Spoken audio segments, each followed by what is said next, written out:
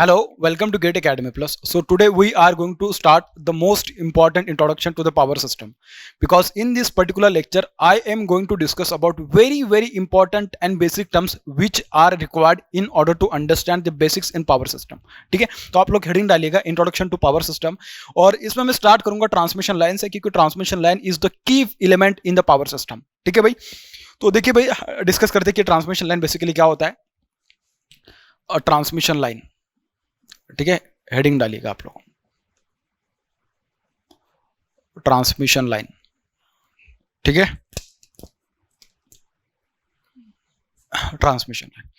Transmission line मतलब क्या भाई, आपके पास एक ऐसे दो कंडक्टर अपन को यूज करने हैं. दो हो सकते हैं, तीन हो सकते हैं, डिपेंड करता है सिंगल फेज सिस्टम में, थ्री फेज सिस्टम में. बात समझ में आ गई. ठीक है, तो अपन को क्या है ना कि एक तो दो हो सकते हैं, तीन हो सकते हैं, मतलब क्या, by means of transmission line we have to transfer the electrical power from sending end to the what, receiving end.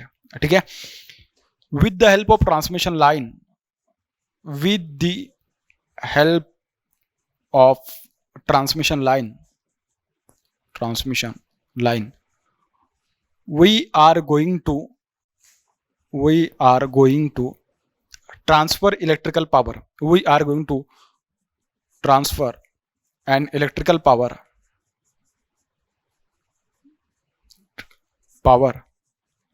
From sending end या generating end to the what, receiving end. या तुम कह सकते हो क्या, from generating end to the what, receiving end. From electrical power from generating station to the load station बोल सकते हैं, रिसीविंग एंड बोल सकते हैं, to the load station, to the what, load station, या लोड सेंटर बोल सकते हो. ठीक है, load center. Generating load station सही नहीं लगता है, जनरेटिंग, सॉरी ये लिख दो, लोड सेंटर बोल दो. ठीक है, लोड सेंटर. ठीक है, इस तरीके से. सपोज मैं एक ऐसा कंसिडर करके चल रहा हूं कि सिंगल पे सिस्टम लेता हूं. मैं क्या कंसिडर कर रहा हूं, सिंगल पे सिस्टम ले लेता हूं मैं. ठीक है भाई, सिंगल पे सिस्टम ले लेते हैं, और सिंगल पे सिस्टम के लिए समझते हैं कि मतलब कि ट्रांसमिशन लाइन बेसिकली क्या होता है. देखिए आपके पास दो कंडक्टर है, क्या बोल रहा हूं मैं, दो कंडक्टर्स है आपके पास. ठीक है, अब इस दो कंडक्टर की हेल्प से आपको क्या करना है ना, पावर को ट्रांसफर करना है. Suppose this is what, this is the generating station, this is what, this is the generating station, ऐसा मान के चलो जनरेटिंग स्टेशन है. ठीक है, और ये क्या आपके पास, this is the load center. ये क्या आपके पास, this is the load center है आपके पास. ठीक है, लोड सेंटर, ये लोड सेंटर है. इस लोड सेंटर पे अपन को क्या करना है, ट्रांसफर करना है electrical power from generating station to the load centre by means of what, this transmission line. बात समझ में आ गई. अब देखिए ट्रांसमिशन लाइन को क्या है ना कि मतलब कि ये दो टाइप के हो सकते हैं ट्रांसमिशन लाइन. एक हो सकता है आपके पास केबल के फॉर्म में, दूसरा हो सकता है क्या, ओवरहेड ट्रांसमिशन लाइन के फॉर्म में. ठीक है, ओवरहेड लाइन के फॉर्म में. तो ओवरहेड जो होगी वो भी आपके पास ट्रांसफर ही कर रही है इलेक्ट्रिकल पावर को. मतलब क्या, with the help of this particular conductors, with the help of these lines we are going to transfer electrical power. ये बेसिकली ट्रांसमिशन लाइन का मतलब है. अब ट्रांसमिशन लाइन अंडरग्राउंड भी हो सकती है, ट्रांसमिशन लाइन ओवरहेड भी हो सकती है. ठीक है, जो ऊपर से जाएगी अपन उसको बोलते हैं ओवरहेड ट्रांसमिशन लाइन, जो नीचे से जाएगी मतलब क्या, जमीन के अंदर से जो ट्रांसमिशन लाइन जाएगी उसको अपन बोलेंगे क्या, करेक्ट, उसको अपन बोलेंगे अंडरग्राउंड केबल्स या अंडरग्राउंड लाइन बोल सकते हैं उसको अपन. ठीक है, तो देखिए आप देख सकते हो कि ये जो ट्रांसमिशन लाइन है, जब मैं बात कर रहा हूं क्या ओवरहेड ट्रांसमिशन लाइन की, मैं केबल के बारे में यहाँ पे डिस्कस नहीं करूंगा, या अंडरग्राउंड ट्रांसमिशन लाइन के बारे में डिस्कस नहीं करूंगा, क्योंकि उसका सेपरेट चैप्टर अपन डिस्कस करने वाले. ठीक है, नाउ अपन डिस्कस करें किसके बारे में, ओवरहेड ट्रांसमिशन लाइन के बारे में. क्या, overhead transmission line, overhead transmission line के बारे में अभी मैं डिस्कस करूंगा, ट्रांसमिशन लाइन. तो देखिए भाई ओवरहेड ट्रांसमिशन लाइन के बारे में जब भी अपन डिस्कस करते हो तो उसमें क्या ना, आपने देखा होगा ट्रांसमिशन लाइन जो होती है ना, उसको क्या होता है कि मतलब जहां से मतलब कि नॉर्मल जो वर्किंग लोग होते हैं, या अपन जो जैसे कि नॉर्मली सपोज मैं हूं, तुम हो, या कोई भी मतलब रेसिडेंशियल एरिया है देखो, या कहीं पे भी देखो, तो जो ट्रांसमिशन लाइन है ना उसको अपन क्या करते हैं ना, एक पर्टिकुलर हाइट से, मतलब जमीन से एक पर्टिकुलर हाइट तक अपन क्या करते हैं, उसको टावर की हेल्प से वहां पे उसको कनेक्ट करते हैं. और मतलब कनेक्ट करते हैं इन द सेंस क्या, मतलब वहां पे उसको टाइट करके अपन उसकी हेल्प से इलेक्ट्रिकल पावर को ट्रांसफर करते हैं. बात समझ में आ रही है. ठीक है, अब सवाल होगा कि उसको इतना ऊपर ही क्यों लेके जाते हैं, मतलब क्या, उसको डायरेक्टली सर अपन सपोज मेरी हाइट इतनी, तो मेरी हाइट से उसको थोड़ा मतलब मेरा हाथ लग जाए, ऐसा इतनी छोटी जगह पे उसको क्यों नहीं रखते. ये देखिए आप भी समझ सकते हो मेरे हिसाब से कि मतलब उसको इतना छोटी जगह पे, मतलब इतनी छोटी हाइट पे उसको क्यों नहीं रखा जाता है. क्योंकि ऑब्वियस यार, क्योंकि अगर वो मेरे कांटेक्ट में आ जाए, मैं उसके कांटेक्ट में आ जाऊँ, तो भाई मैं निपट जाऊंगा, वो निपटा देगी ट्रांसमिशन लाइन. ठीक है, इतना तो सीधा सबको समझ में आता है. इसके लिए उसकी एक पर्टिकुलर हाइट तक अपन क्या करते हैं, उसकी हाइट को मतलब उस पर्टिकुलर हाइट तक अपन क्या करते हैं ना, ट्रांसमिशन लाइन को लेके जाते हैं, और वहां से अपन उसको ट्रांसफर करते हैं पावर को, ताकि कोई वर्किंग आदमी या कोई भी मतलब किसी का भी नॉर्मल आदमी आदमी का या कि एनिमल्स हो सकते हैं, कोई भी हो सकता है कि उसका इतना आसानी से उस कंडक्टर के साथ में कांटेक्ट ना आए और उसको कोई इंजरी ना हो, इसके लिए अपन उसको एक पर्टिकुलर हाइट तक लेके जाते हैं और वहां से अपन क्या करते हैं, वहां से अपन उसको पावर को ट्रांसफर करते हैं। बात समझ में आ गई? तो आपने देखा होगा कि मतलब कि टावर लगे होते हैं, उस टावर में अपन ने कंडक्टर को फिट किया होता है, ठीक है, जो इनकमिंग होती है, इनकमिंग से अपन फिर इस ट्रांसमिशन लाइन को उसके साथ जोड़ देते हैं, फिर अपन उसको वहां से आगे लेके जाते हैं। तो ये तो मेरे हिसाब से आपको भी इतना पता है, ठीक है। आपने देखा होगा कि जो ट्रांसमिशन लाइन होती है, दो कंडक्टर्स होते हैं बेसिकली, उन दो कंडक्टर को क्या होता है ना, सेपरेट किया होता है bye means of what, air, means what, both conductors of transmission line, both conductors of overhead line, you can से overhead line, overhead line are separated by a dielectric, are separated by small distance, you can say simply एक बार ले लो small distance। अब सवाल होगा कि sir इसको ऐसा इतना मतलब कि एक कंडक्टर यहाँ पे और दूसरा कंडक्टर यहाँ पे, ऐसा एकदम दोनों को एकदम क्लोजली क्यों नहीं रखा जाता, दोनों के बीच में एक ऐसी पर्टिकुलर डिस्टेंस ऐसे मेंटेन क्यों की जाती है? आप मुझे खुद सोच के बताइएगा। देखिए मेरे पास एक कंडक्टर, दूसरा एक कंडक्टर, दोनों अगर एक दूसरे के कांटेक्ट में आ रहे हैं, दोनों अगर एक दूसरे को टच कर रहे हैं, तो क्या हो जाएगा भाई? क्या हो जाएगा? आप समझ सकते हो क्या हो सकता है? शॉर्ट सर्किट हो सकता है। बात समझ में आ रही है? दोनों कंडक्टर अगर एक दूसरे को टच हो जाए तो भी क्या हो सकता है, आप समझ सकते हो मेरे हिसाब से, ठीक है। तो इसके लिए उन दोनों के बीच में थोड़ा डिस्टेंस बना के अपन रखते हैं, क्या करते हैं उसको दोनों के बीच में थोड़ा डिस्टेंस बना के रखते हैं। तो देखिए अगर ये कंडक्टर मेरा ऐसा है और दूसरा कंडक्टर ऐसा है, इसका मतलब क्या, सपोज अगर कुछ हो भी जाए, उस जो वायर है, जो कंडक्टर है, उसके ऊपर थोड़ा अगर टेंशन आ भी जाए, तो मतलब कि सपोज अगर मेरे पास जो मेरा ये कंडक्टर, इन दोनों के बीच में इतना डिस्टेंस मैंने बना के रखा है, और सपोज मैंने बोला कि उसके ऊपर कोई एक पंछी बैठ जाए, कुछ एक ऐसा सपोज कि ऐसा मान के चलो कि कोई छोटा से मतलब कि पेड़ की एक ऐसी छोटी सी ब्रांच उसके ऊपर गिर जाए, तो हो सकती है कि मतलब कि उसका जो स्टेट ऐसा यहाँ पे देखने के लिए मिल रहा है, थोड़ा ऐसा कुछ हो जाएगा। मतलब क्या, ऐसा कुछ होने के बाद, उसके ऊपर टेंशन आने के बाद, उसके ऊपर लोड आने के बाद भी अगर ट्रांसमिशन लाइन और जो नीचे वाला कंडक्टर, मतलब ऊपर वाला कंडक्टर और नीचे वाला कंडक्टर, इन दोनों के बीच में थोड़ी डिस्टेंस बना के रखिए, तो भी मतलब कि उसमें सेफ है, अपन ऐसा कैसे, ऐसा अपन कंसिडर कर सकते हो। बात समझ में आ गई? लेकिन हाँ, अगर ऐसा ना होते डायरेक्टली, अगर ऐसा हो जाएगा तो मतलब कि भाई क्या हो जाएगा, शॉर्ट सर्किट हो जाएगा। मतलब ये तो अच्छा नहीं है ना, अपन तो ऐसा नहीं चाहते। इसके लिए अपन क्या करते हैं, उसको दोनों को एक पर्टिकुलर डिस्टेंस से अपन क्या करते हैं, उसको सेपरेट करते हैं दोनों कंडक्टर को, ठीक है। इन दोनों कंडक्टर को अगर अपन सेपरेट करें by a particular distance, then tell me yourself, if this conductor is at some potential, this conductor is also some potential, and they are separated by some distance, it means the air between these two conductors, overhead है तो obviously दोनों के बीच में area आने वाली है, ठीक है। तो air between these two conductor is going to act as like what, it is going to act like a dielectric as in case of what, capacitor। जैसे कैपेसिटर में होता है वैसे इसमें भी क्या होगा ना, कि जैसे कि आप कह सकते हो कि ये जो कंडक्टर है, this one is acting like a one plate of the capacitor, and this another conductor is going to act as what, another plate of that capacitor, as this both the plates of the capacitor, which are nothing but what, as both the conductors are separated by some small distance d, and the air between them is acting like a dielectric, then you can say that what, a capacitance is formed between these two transmission line, or you can say what, between these two conductors, ठीक है। ये दो conductor के बीच में क्या है ना, capacitance form हो रहा है, ऐसा आप कह सकते हो। और उन दोनों के बीच में जो डायलेक्ट्रिक है, that is nothing but what, air, ऐसा आप कह सकते हैं। तो ये एयर की मतलब कि ये ट्रांसमिशन लाइन के बारे में छोटी छोटी चीजें जो आपको पता होनी चाहिए, क्योंकि अपन इसके बारे में भी डिस्कस करेंगे कि उसके ट्रांसमिशन लाइन को अगर अपन को डिजाइन करना है तो what factors are considered while designing the transmission line. आप ये हेडिंग डालिएगा, क्योंकि ये सब चीजें मतलब कि ये अगर आपको पता है कि मतलब आपको उसका बेसिकली पर्पस क्या है, उसको ऐसा क्यों रखा जाता है, एक पर्टिकुलर हाइट तक ही क्यों लेके जाते हैं, उसको नीचे क्यों नहीं रहने देते। अब आप में से कुछ लोग ये भी बोलेंगे कि सर ये तो आपने बता दिया कि ओवरहेड ट्रांसमिशन लाइन की बता दिया, केबल के बारे में बता दो, अंडरग्राउंड केबल के बारे में बता दो। देखिए अंडरग्राउंड केबल क्या है ना, वो भी जमीन के अंदर से जाती है, तो उसमें तो आसानी से मतलब कि कोई ऐसा इंसान हो नहीं सकता कि मतलब कि उसका एकदम मतलब कि आसानी से उसके साथ कांटेक्ट आ जाएगा। जिसका भी मतलब वर्किंग कंडक्टर, या मैं कह सकता हूँ कि लाइव कंडक्टर के साथ जिसका भी कांटेक्ट आ जाए, चाहे मैं हूँ, आप हो या कोई भी हो, तो चांसेस है कि मतलब कि that person will suffer from what, injury, dangerous और health problem, whatever it may be। अगर वो एक थोड़ा ज्यादा समय के लिए अगर मतलब कंडक्टर के कांटेक्ट में आ रहा है, तो भाई ये तो किसी के लिए भी अच्छा नहीं है, ठीक है। तो मतलब ये तो ऐसा हो जाएगा कि मतलब खतरों से खेलना इसके बराबर हो जाएगा। इसके लिए अपन उसको थोड़ा दूरी बनाए रखते हैं, जमीन से उसको थोड़ा दूरी रखते हैं, ठीक है।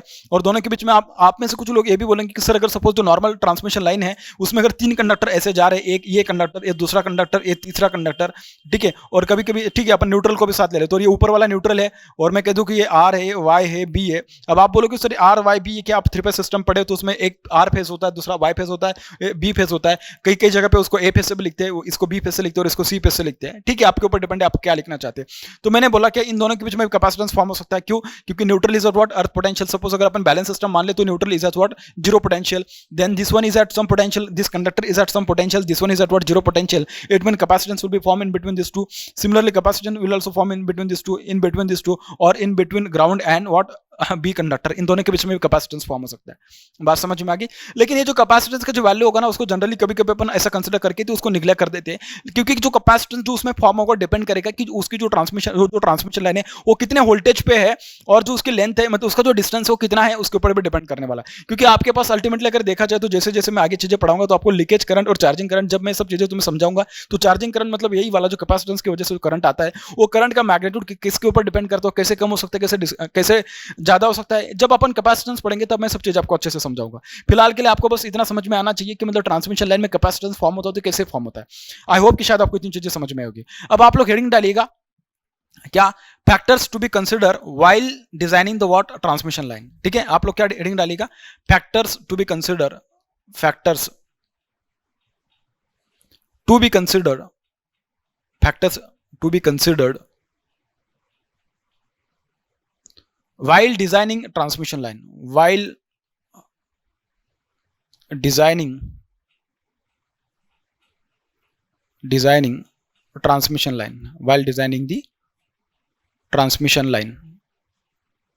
ठीक है, तो देखिए सबसे पहले जो आपके पास जो मेन फैक्टर्स है उसके बारे में अपन डिस्कस कर लेते हैं कि मतलब कि हाँ कैसे कैसे मतलब कि ट्रांसमिशन लाइन आप बना सकते हो। देखिए ट्रांसमिशन लाइन के लिए जो सबसे मतलब जो अलग अलग जो फैक्टर्स आ सकते हैं मैं उनको वन बाय वन नोट करते जाता हूँ। Type and size of conductor. अब ये क्या है, type and size of what conductor.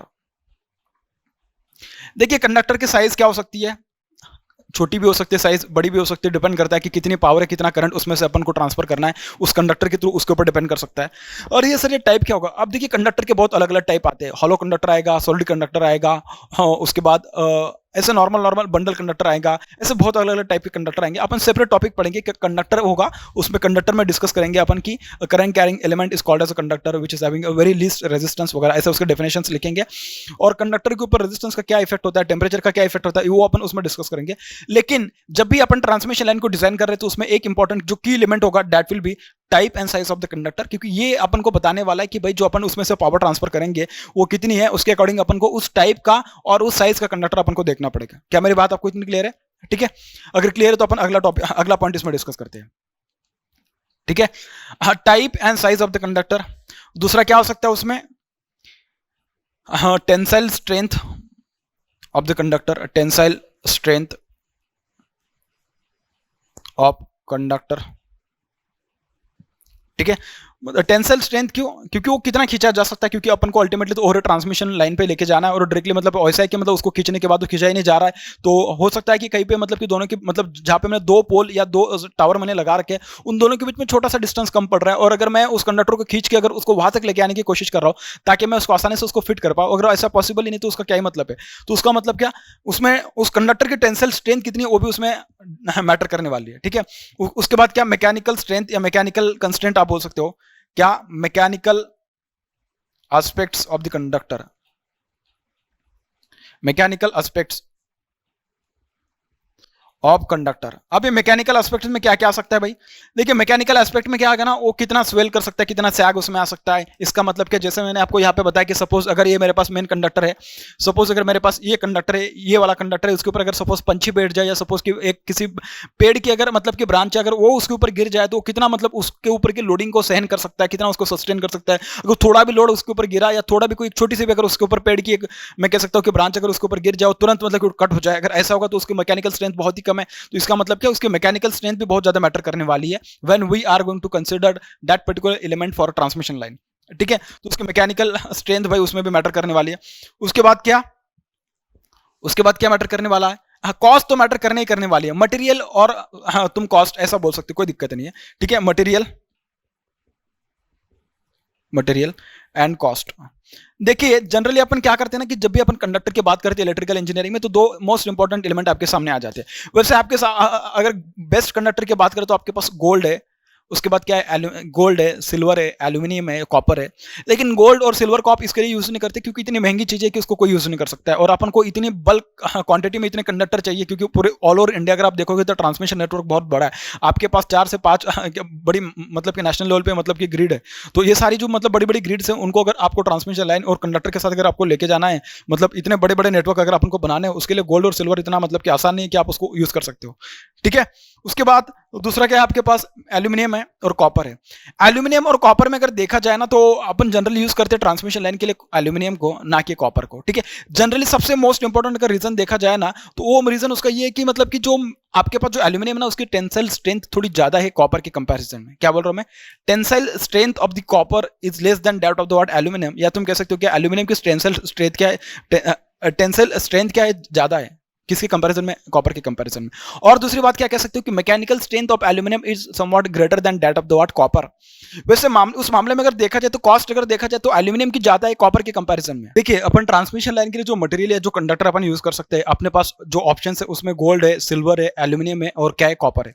क्या बोल रहा हूं मैं, इधर देखो क्या है, गोल्ड है, सिल्वर है, उसके बाद क्या है, एल्यूमिनियम है और क्या है, कॉपर है। लेकिन गोल्ड और सिल्वर इतने मतलब कि इकोनॉमिकल ऑप्शन है कि जिसके हेल्प से अपन पावर को ट्रांसमिट कर सकते हैं, ठीक है। इसके लिए अपन को इन दोनों को तो मतलब यूज करेंगे ही नहीं, यूज करेंगे इसको और इसको, किसको, एल्यूमिनियम को और कॉपर को, एल्यूमिनियम और कॉपर। एल्यूमिनियम और कॉपर में अगर देखा जाए तो aluminium has some advantages over the what copper, ठीक है। एडवांटेजेस ऑफ एल्यूमिनियम ऐसा लिखो आप लोग, और कॉपर, ठीक है। एडवांटेजेस, एडवांटेजेस ऑफ एल्यूमिनियम और कॉपर, ठीक है। उसके क्या एडवांटेजेस है एल्यूमिनियम के, सबसे पहले देखिए एडवांटेज जो है ना उसकी, it is a low cost material, मतलब क्या उसकी कॉस्ट थोड़ी कम है, ठीक है। लो कॉस्ट, उसकी कॉस्ट कैसी है, कम है, low cost material, low cost.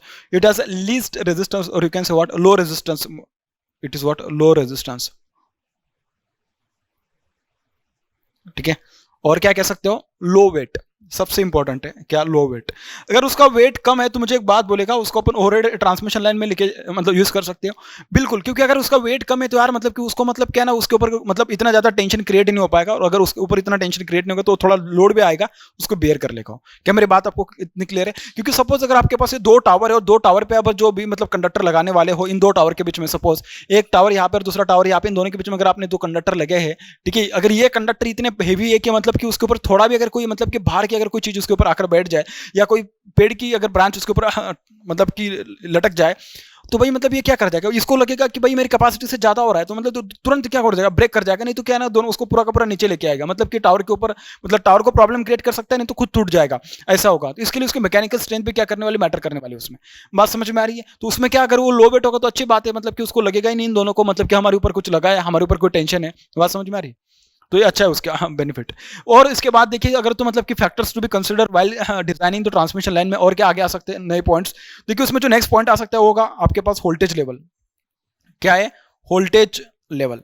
अब वोल्टेज लेवल की अगर बात की जाए तो देखिए मतलब कि डिपेंड करेगा कि मतलब कि अगर आप हाई वोल्टेज के लिए अगर जाना चाहते हो तो ट्रांसमिशन लाइन जो होगी मतलब कि उसका नेचर कैसा होना चाहिए, कौन सा कंडक्टर यूज करना चाहिए, ये भी मैटर करेगा उसमें। तो मतलब कि वोल्टेज लेवल उसमें मैटर करने वाली है।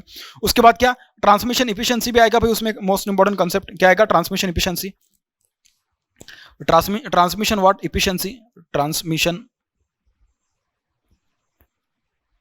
इफिशियंसी। अब ट्रांसमिशन इफिशियंसी देखिए, जितने नंबर ऑफ मतलब जितना ज्यादा ट्रांसमिशन इफिशियंसी होगी उसकी उतनी ज्यादा अच्छा है। सपोज अगर मैं इधर से भेज रहा हूँ कितना 100 मेगावाट और यहाँ पे मिल रहा है मुझे कितना 80 मेगावाट, मतलब 20 मेगावाट का पावर लॉस हो जा रहा है, तो मतलब क्या ही मतलब कि कुछ काम की मतलब कितना लॉस हो रहा है। कोई नहीं चाहता कि भाई मुझे ऐसे सिस्टम मिले कि जिस सिस्टम में ज्यादा लॉसेस हो, और कोई चाहता है कि मुझे एकदम ट्रांसपेरेंट सिस्टम मिले, मतलब जितना दिया आउटपुट मैंने इनपुट में उतना ही क्या मुझे मिले आउटपुट में मिले। लेकिन ये सिर्फ आइडियल सिस्टम में पॉसिबल है, प्रैक्टिकल में ऐसा नहीं। प्रैक्टिकल में हमेशा होगा कि आप जितना दे रहे हो उससे कमी मिलेगा, थोड़ा मतलब कि टॉलरेबल लॉसेस होगी तो अपन कंसिडर कर सकते हैं, लेकिन ज्यादा लॉसेस होगी तो उसका मतलब ही क्या फिर, ठीक है। तो इसका मतलब कि जब भी अपन ट्रांसमिशन लाइन को डिजाइन करेंगे तो अपन ऐसा सोचेंगे कि उस ट्रांसमिशन लाइन में क्या हो, उसकी ट्रांसमिशन एफिशिएंसी ज्यादा हो। ट्रांसमिशन एफिशिएंसी तभी ज्यादा हो सकती है जब उसमें लॉसेस कैसे होंगे, कम होंगे। क्योंकि देखिए जब भी एफिशिएंसी की बात चलेगी ना, एफिशिएंसी का फॉर्मूला क्या लिखा जा सकता है, output power upon what, output power plus losses, plus what, losses, ठीक है। और मैंने क्या बोला, अगर मुझे ट्रांसमिशन एफिशिएंसी ज्यादा चाहिए, मैंने क्या बोला, if transmission efficiency is more then what, losses must be least. क्योंकि वही तो एक ऐसा एलिमेंट है क्योंकि जो अपन को कम करना पड़ेगा। क्योंकि अगर ये कम, क्योंकि लॉसेस को ही अपन कम कर सकते हैं, अपन ना तो आउटपुट को कम कर सकते हैं क्योंकि आउटपुट को क्यों कम करें, क्योंकि वही तो मेन मकसद है अपन को कि आउटपुट की जितनी डिमांड है उस डिमांड को अपन को क्या करना है, फुलफिल करना है by using the transmission lines. ठीक है, तो ट्रांसमिशन लाइन का एक ऐसा कोई एलिमेंट देख लो कि जिस एलिमेंट को कम करके आप उसके लॉसेस को कम कर सकते हो। तो ट्रांसमिशन लाइन जो होगी उसमें कौन से लॉसेस होते हैं, ट्रांसमिशन लाइन में लॉसेस होते हैं आपके पास आई स्क्वायर आर लॉसेस। कौन से लॉसेस होते हैं आपके पास, आई स्क्वायर आर लॉसेस। ठीक है, तो ये लॉसेस जो होंगे बेटा कौन से हो जाएंगे आपके पास, this will be I square R losses. ठीक है, अगर आपके पास आई स्क्वायर आर लॉसेस हो तो अगर मैं सपोज को आर को अगर कम कर दिया तो मेरे पास जो टोटल आई स्क्वायर जो ये वाली टर्म आएगी, this overall term will get what, reduce. अगर ये टर्म रिड्यूस होगी तो मुझे एक बात बोलेगा कि पी लॉस क्या हो जाएगा, रिड्यूस हो जाएगा। पी लॉस रिड्यूस होगा तो आपके पास जो एफिशिएंसी होगी वो क्या हो जाएगी, अपने आप ऑटोमेटिकली वो क्या हो जाएगी, इंक्रीज हो जाएगी। इसका मतलब क्या, अगर अपन को एक मतलब कि हाई ट्रांसमिशन एफिशिएंसी की अगर अपन को ट्रांसमिशन लाइन चाहिए तो उसके लिए जो उसका रेजिस्टेंस होना चाहिए ट्रांसमिशन लाइन का वो कैसा होना चाहिए, कम होना चाहिए। Lower will be the resistance, higher will be the transmission efficiency. So this is also one of the most important parameter और the factor which must be taken into consideration while designing the transmission line. I hope कि शायद आपको इतना समझ में आएगा। ठीक है, उसके बाद अपन बात करते हैं भाई उसमें कि रेगुलेशन की, वोल्टेज रेगुलेशन कैसा होना चाहिए ट्रांसमिशन लाइन का। Regulation, voltage regulation should be what, better voltage regulation, better voltage regulation.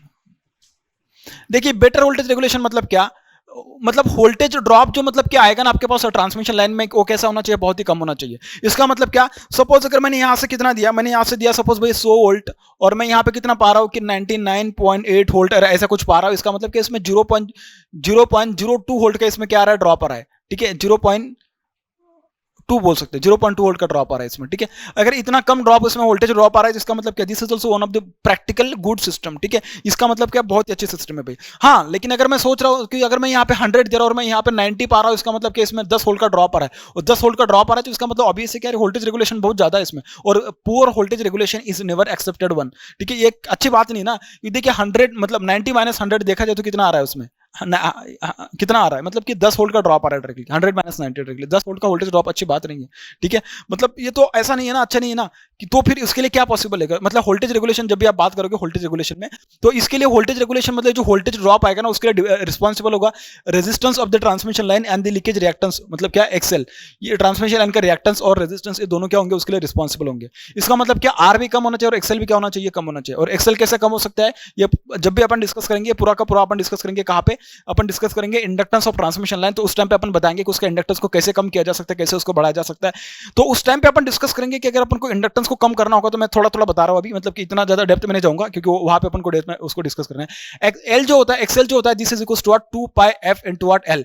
ये क्या होता है आपके पास, इंडक्टिव रिएक्टेंस होता है। तो ओमेगा एल जो होता है ना, उसमें अगर मैं एल की बात करूं, ओमेगा तो कांस्टेंट है। ओमेगा क्यों कांस्टेंट है, क्योंकि फ्रीक्वेंसी आपके पास इंडिया की अगर बात करें तो 100 पाई रेडियन पर सेकंड, ये तो कांस्टेंट है, या उसको 50 हर्ट्ज पर सेकंड ऐसा बोल सकते हो, तो फ्रीक्वेंसी कांस्टेंट है। इसका मतलब क्या, ओमेगा कांस्टेंट है तो वेरिएबल क्या है, एल है। L is equal to what, अगर मैं उसकी सपोज अगर बात करूं, तो अगर मैं सपोज सिंगल इसकी बात कर रहा हूं कि मतलब कि सिंगल सर्किट एलिमेंट की अगर मैं बात करूं, सिंगल फेज ट्रांसमिशन लाइन की बात कर रहा हूं, तो उसमें आ जाएगा आपके पास GMD upon what, GMR, GMD upon what, GMR. Suppose अगर मैं जीएमआर को बढ़ा दूं तो ये एल क्या हो जाएगा, कम हो जाएगा। एल क्या कम हो गया मतलब क्या, ओमेगा एल कम हो जाएगा। ओमेगा एल कम हो गया मतलब एक्सएल कम हो जाएगा। एक्सएल कम हो गया मतलब क्या, वोल्टेज रेगुलेशन वाला जो टर्म होगा यहाँ पे वोल्टेज रेगुलेशन कैसा होगा, कम होगा। तो उसके लिए अपन को उसका जीएमआर को क्या करना पड़ेगा, बढ़ाना पड़ेगा। जीएमआर कैसे बढ़ा सकते हैं, ये सब चीजें अपन डिस्कस करेंगे कि बंडल कंडक्टर को कब यूज किया जा सकता है, अगर इसको यूज करेंगे तो उसका क्या बेनिफिट होगा, ये सब चीजें अपन वहां से डिस्कस करेंगे।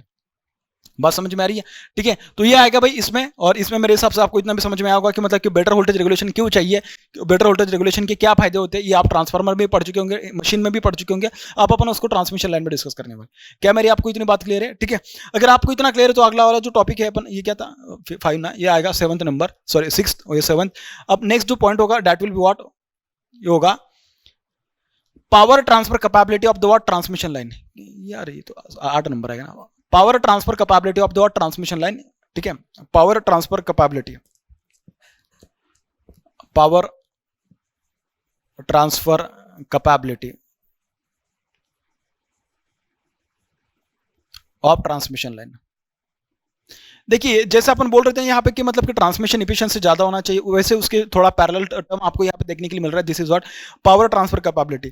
अब अगर सपोज आप चाहते हैं कि मतलब कि आपको यहाँ से 100 मेगावाट देना और ट्रांसमिशन लाइन की उतनी कैपेसिटी नहीं कि वो 100 मेगावाट दे सकता है, तो इसका मतलब क्या, आपको ऐसे ट्रांसमिशन लाइन के बारे में सोचना पड़ेगा कि मतलब वो उतनी पावर आपको दे, या हो सकता है कि उसमें interconnection of the power, interconnection of the transmission line ऐसा कुछ करना पड़े, क्योंकि दो ट्रांसमिशन लाइन को अगर आप पैरेलल में जोड़ोगे तो उसमें करंट की जो मतलब कि करंट की जो मैग्नीट्यूड होगी, करंट बढ़ जाएगा, आपके पास वोल्टेज तो सपोज पैरेलल में कांस्टेंट रहेगा तो भी आपको जितना पावर चाहिए आप उतना पावर उसको ट्रांसफर कर सकते हो।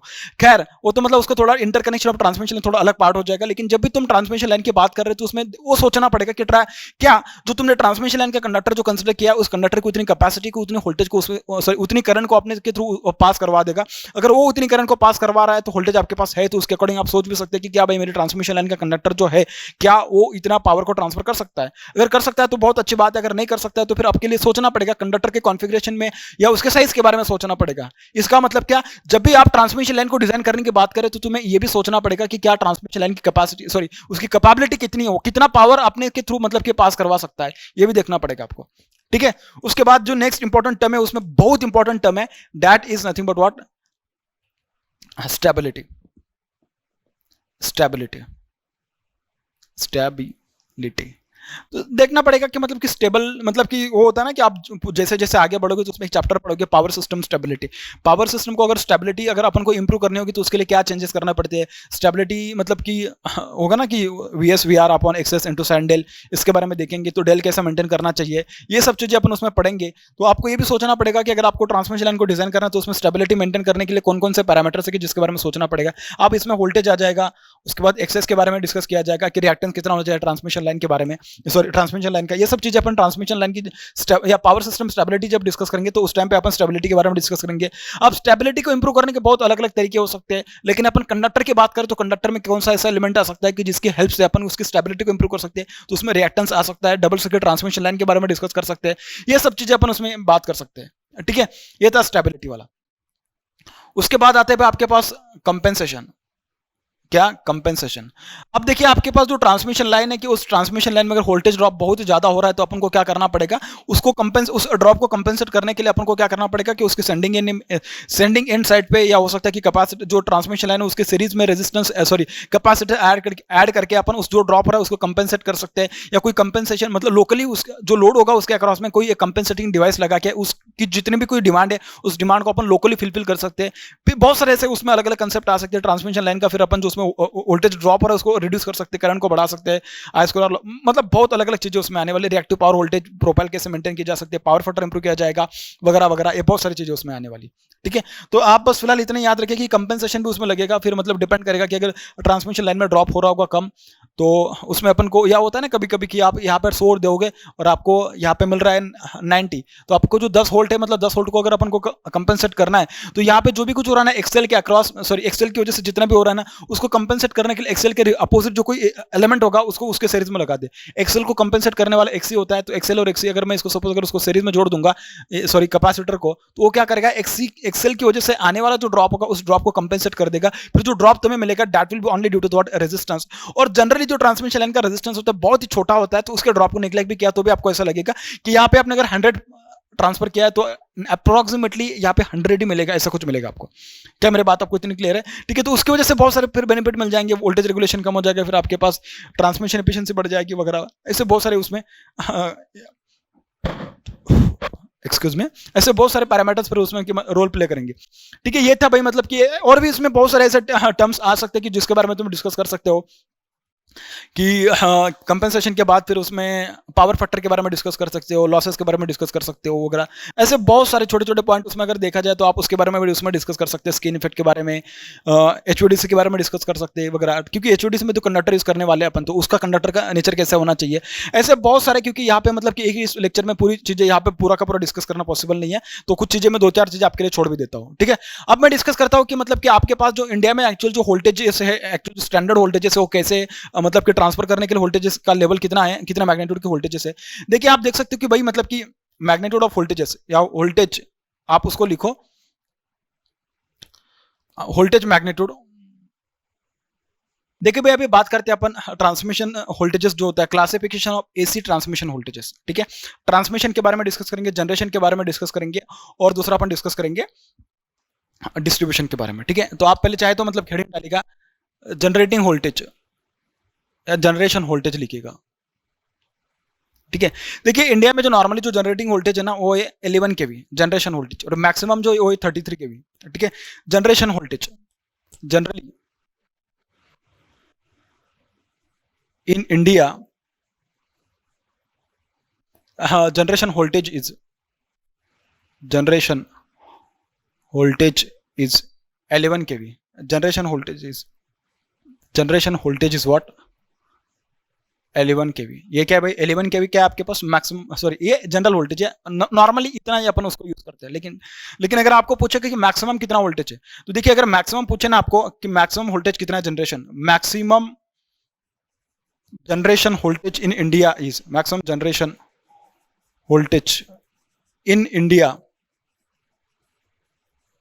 Is 33 kV, 33 kV। और ये कहां पे? एनटीपीसी KSTPS कोरबा, छत्तीसगढ़ में, ठीक है। कोरबा यहाँ से 200 किलोमीटर दूर है, यहाँ पे, ठीक है। एनटीपीसी का जो वहाँ पे जो प्लांट है, जनरेशन प्लांट, उसकी मैक्सिमम वोल्टेज कितने? 33 kV। और नॉर्मली अगर पूछे तो नॉर्मली कितना आपके पास? 11 kV है भाई, बात याद रहेगी आपको, ठीक है। तो ये रहा मेरे पास जनरेशन का। आप डिस्कस कर लीजिए किसके बारे में? ट्रांसमिशन का, ठीक है। आप इसके लिए हेडिंग क्या डालोगे? पहले classification of voltages for transmission, generation and distribution purpose, ठीक है भाई। Transmission, distribution and generation purpose के लिए जो वोल्टेजेस का जो क्लासिफिकेशन है, कितना वोल्टेज होना चाहिए, कितना नहीं होना चाहिए, उसके बारे में डिस्कस कर रहे हैं। उसके बाद क्या करोगे? चाहे तो लिखो classification of AC transmission voltages, AC transmission voltages, ठीक है।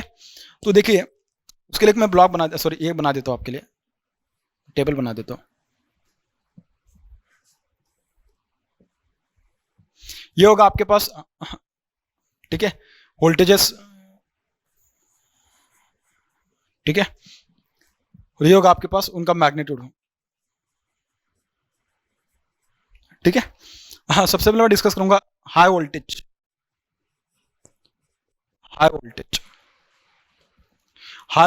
Extra high voltage, modern extra high voltage, उसके बाद अल्ट्रा हाई वोल्टेज, ठीक है। हाई वोल्टेज में आएगा आपके पास 11 kV और दूसरा आ जाएगा आपके पास 33 kV, ठीक है। उसके बाद अपन बात करेंगे हाई वोल्टेज के बाद एक्स्ट्रा हाई वोल्टेज। क्या बात करेंगे? Extra high voltage. इसको आप लोग है ना HV भी लिख सकते हैं, हाई वोल्टेज, और इसको लिखा जाएगा EHV, एक्स्ट्रा हाई वोल्टेज, ऐसा भी लिखा जाएगा। और इसमें आ जाएगा आपके पास 66 kV, उसके बाद क्या आ जाएगा 110 kV, उसके बाद क्या आ जाएगा 132 kV, ठीक है। इस तरीके के वोल्टेजेस आ जाएंगे, ठीक है। उसके बाद अपन डिस्कस करेंगे मॉडर्न एक्स्ट्रा हाई वोल्टेज। क्या? Modern extra high voltage, modern EHV, ठीक है। इसमें जो वोल्टेज आएगा आपके पास, this will be what 400 volt. ये कितना आ जाएगा आपके पास? सॉरी 400 kV भाई, वोल्ट थोड़ी ना आएगा, ठीक है, इतना। और इसके बाद जो आएगा भाई that will be what ultra high voltage. क्या? Ultra high voltage. और इसको आप लिखोगे UHV, ठीक है। और इसका वैल्यू होगा आपके पास कितना? 765 kV। कितना होगा? 765 kV, ठीक है। तो आपको एक पता होना चाहिए कि जो ट्रांसमिशन वोल्टेजेस होते हैं आपके पास, उसको अलग अलग नाम से इंडिकेट करते हैं। कि हाई वोल्टेज बोला तो आपको पता होना चाहिए 11 kV 33 kV की बात हो रही है।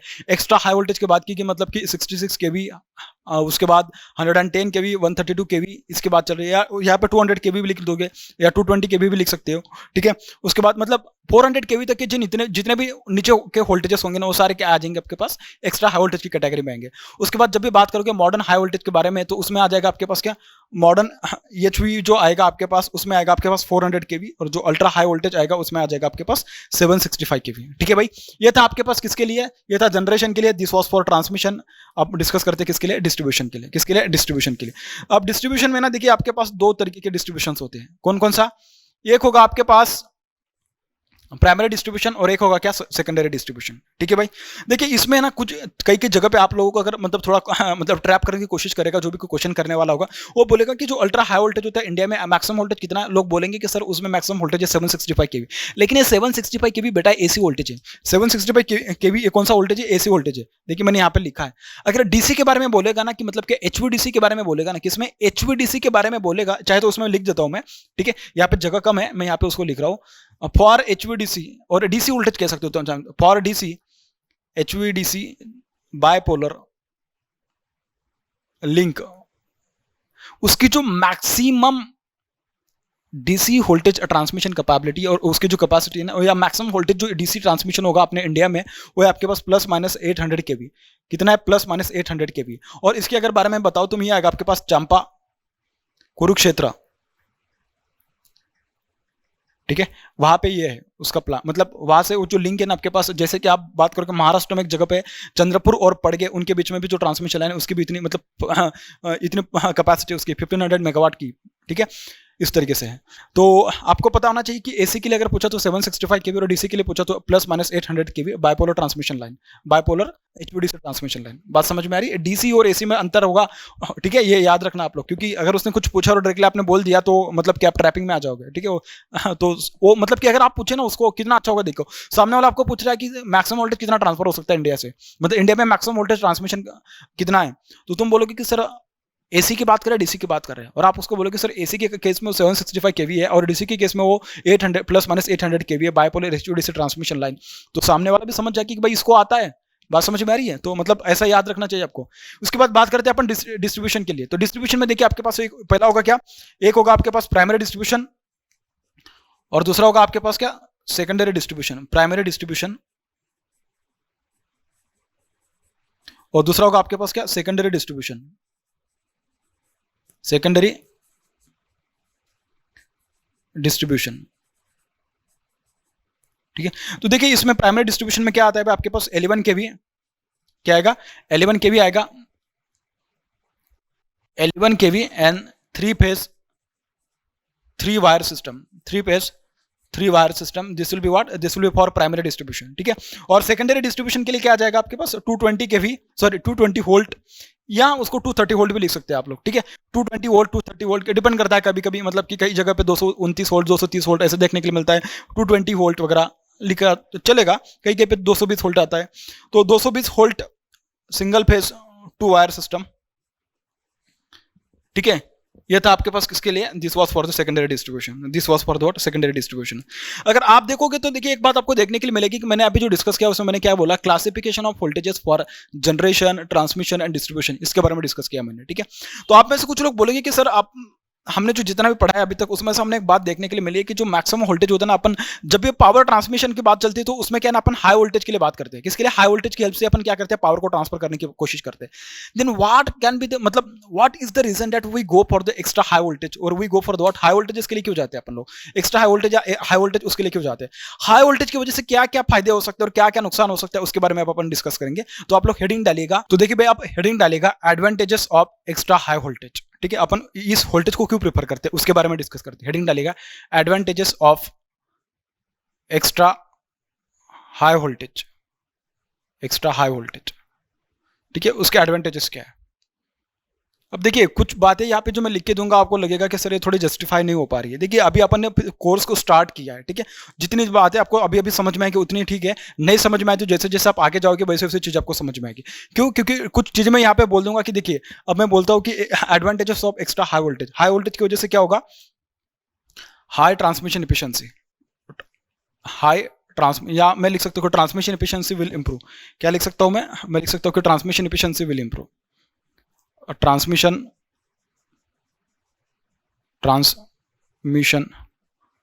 efficiency, transmission efficiency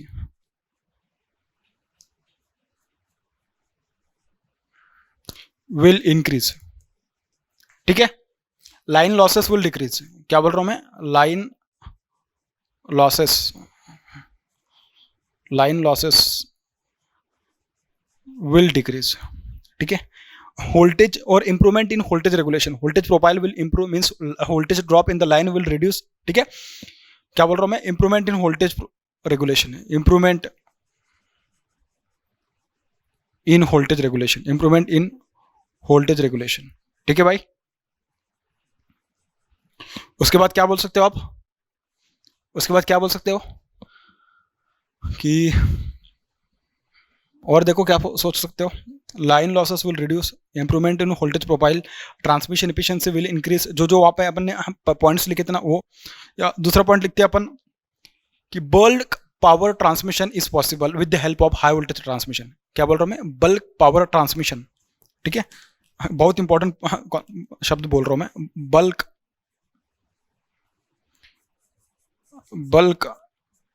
power transmission, bulk power transmission is possible, ठीक है।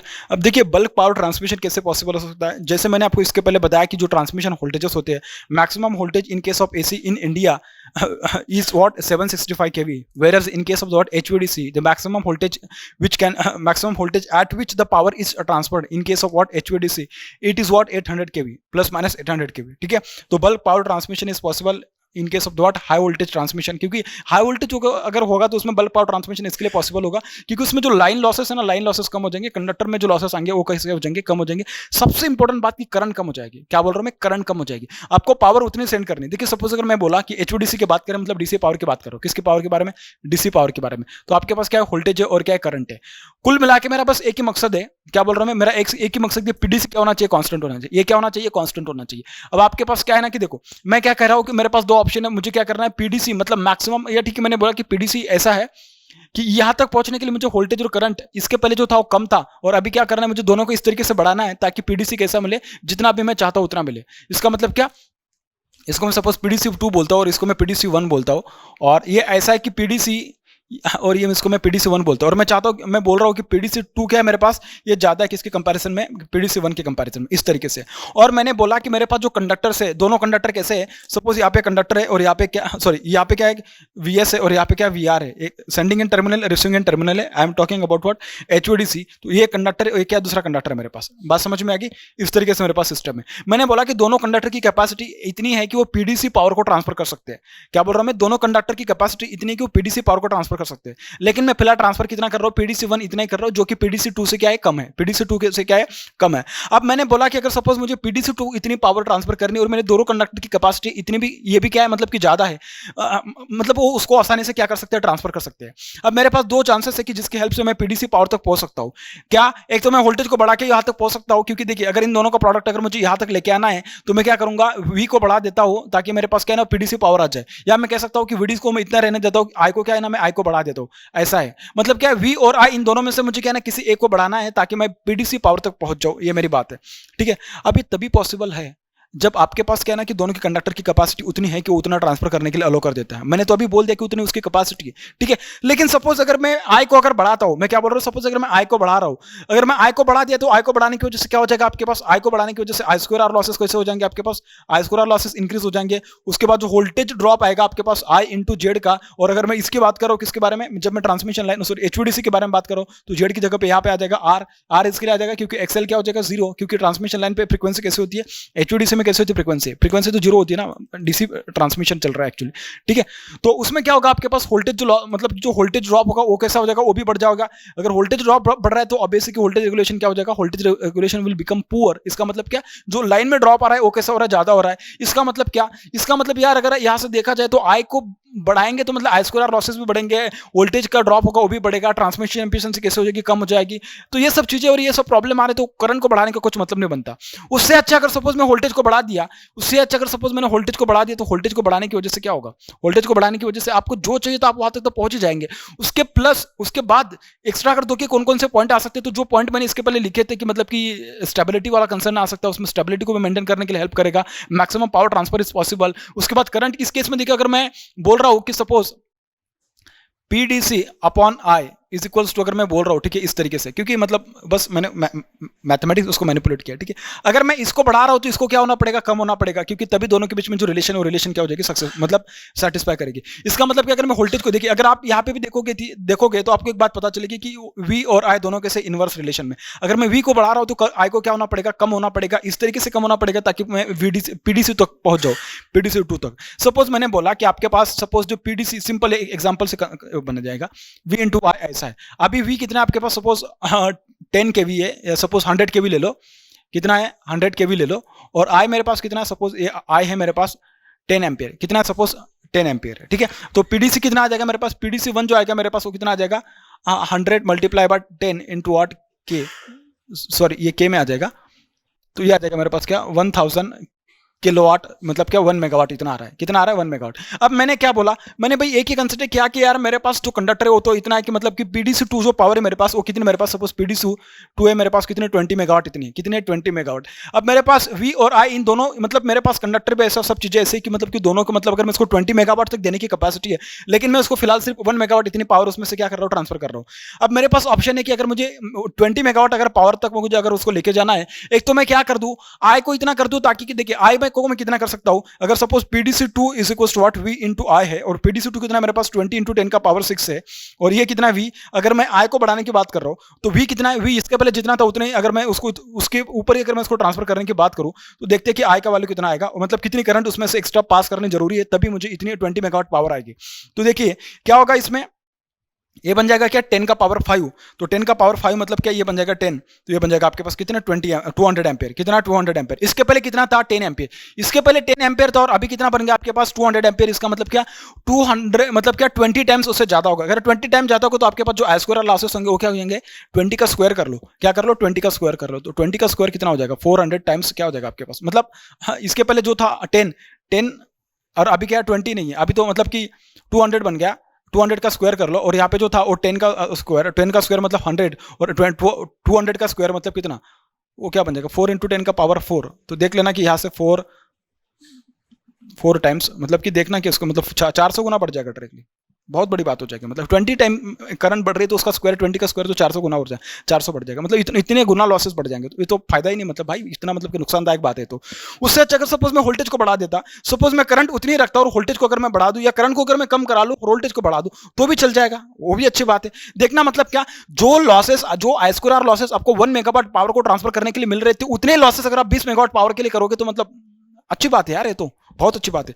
देखिए अगर मैं करंट का मैग्नीट्यूड उतना ही रखता हूं कि जितना मैंने 1 मेगावाट पावर के लिए रखा था, जैसे कि suppose PDC2 is equal to what V into I, ये कितना आपके पास PDC2 10 का पावर 6 है, 20 इंटू 10 का पावर 6, और V कितना आपके पास 100 इंटू वाट 100 किलोवाट है ना, तो इसको मैं 10 का पावर 5 लिखता हूँ, 10 का पावर नहीं मैं करंट को कांस्टेंट रख देता हूँ, वही 10 एम्पियर, और सॉरी 10 एम्पियर है ना, हाँ तो वोल्टेज के बारे में पता कर लेता हूँ यहाँ से। तो देखिए ये कितना आ जाएगा, ये इस तरीके से आ जाएगा।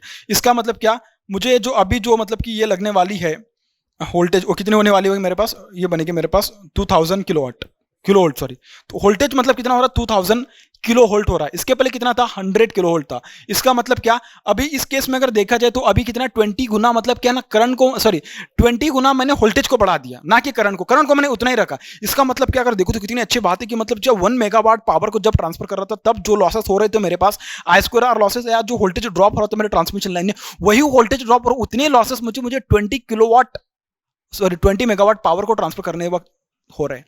तो अच्छी बात है यार।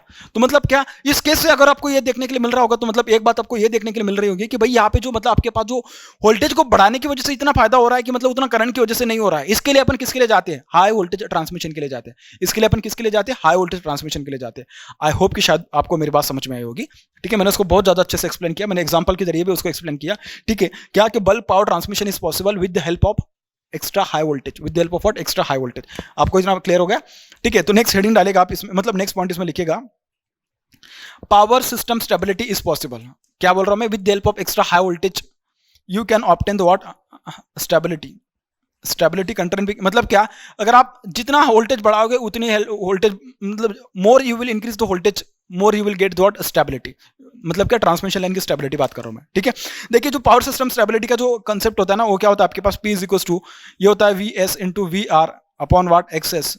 ठीक है, अपॉन वाट एक्सेस इस तरीके से होता है, और यहाँ पे साइंडेल होता है। ठीक है, मैं मैक्सिमम पावर ट्रांसफर करने की कैपेसिटी बोलूँ तो ये VS VR अपॉन वाट एक्सेस, इतनी मैक्सिमम पावर मतलब इतनी पावर को क्या कर सकती है आपकी ट्रांसमिशन लाइन ट्रांसफर कर सकती है।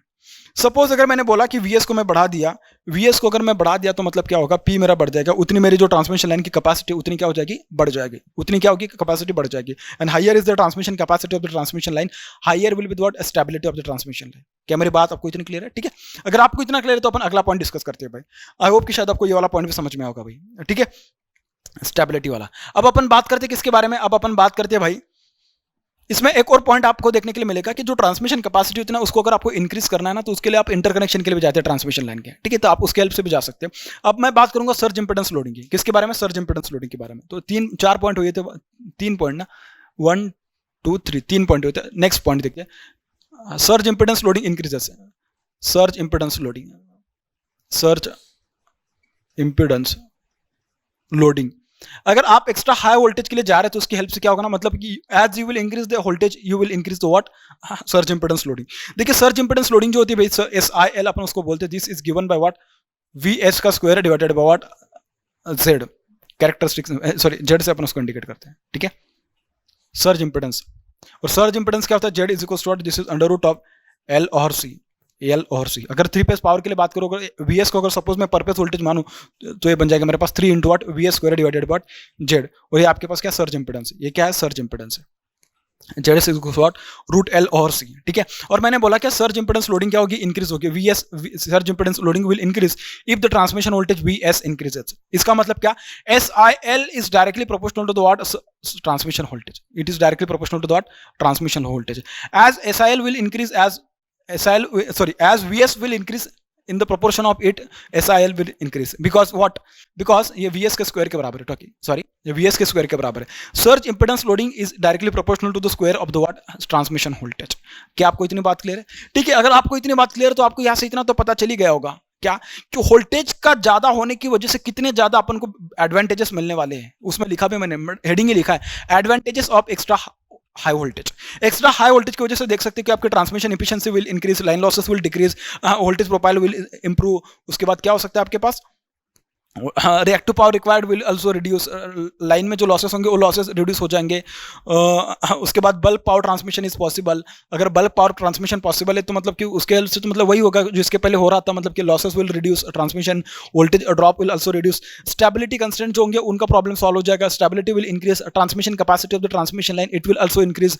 Similarly you can say that surge impedance loading, surge impedance load कहने से अच्छा है कि सर्ज इंपेडेंस लोडिंग लिखो, surge impedance loading it will also what increase because surge impedance loading SIL is directly proportional to the what, square of the what, transmission voltage, square of the what, transmission voltage। तो इतने सारे फायदे आपको देखने के लिए मिलने वाले bye means of what, extra high voltage. अगर आप एक्स्ट्रा हाई वोल्टेज के लिए जा रहे हैं तो आपको इतने ज्यादा उसके फायदे देखने के लिए मिलेंगे।